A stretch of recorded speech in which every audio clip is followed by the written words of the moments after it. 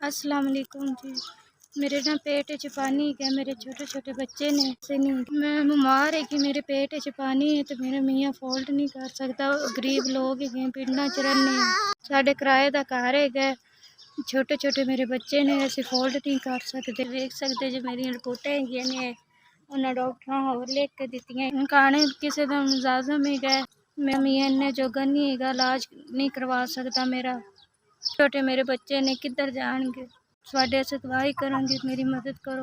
ਮੁੰਜੀਆਂ ਲੱਗਦੀਆਂ ਪਈਆਂ ਨੇ, ਜਦੋਂ ਵੱਡੀ ਜਾਣਗੀਆਂ ਫਿਰ ਪੈਸੇ ਮਿਲਣਗੇ, ਫਿਰ ਇਲਾਜ ਕਰਾਵਾਂਗੇ। ਉੱਥੋਂ ਤੱਕ ਤਾਂ ਮੈਂ ਮਰ ਜਾਵਾਂਗੀ। ਤੁਹਾਡੀ ਮਿਹਰਬਾਨੀ, ਤੁਸੀਂ ਸਾਡੀ ਥੋੜੀ ਜਿਹੀ ਮਦਦ ਕਰੋ। 5000 ਅੱਲਾ ਸਾਨੂੰ ਇੰਨਾ ਕੁ ਦੇਵੇ ਕਿ ਤੁਸੀਂ ਸਾਡੇ ਗਰੀਬਾਂ ਦੀ ਇੰਝ ਹੀ ਮਦਦ ਕਰਦੇ ਰਹੋ, ਖੈਰ ਕਰੇ। ਸਾਨੂੰ ਅੱਲਾ ਮੀਆਂ ਇੰਨਾ ਦੇਵੇ, ਤੁਸੀਂ ਵੰਡਦੇ ਰਹੋ, ਗਰੀਬਾਂ ਦੀ ਮਦਦ ਕਰਦੇ ਰਹੋ। ਕਰਕੇ ਆਓ, ਸਾਨੂੰ ਹਜ ਕਰਾਵੇ ਅੱਲਾ ਮੀਆਂ, उमरा करावे। तुसी गरीबां दी इंजी मदद करते रहो। अल्लाह मियाँ ते रोज़े दी ज़ियारत करावे।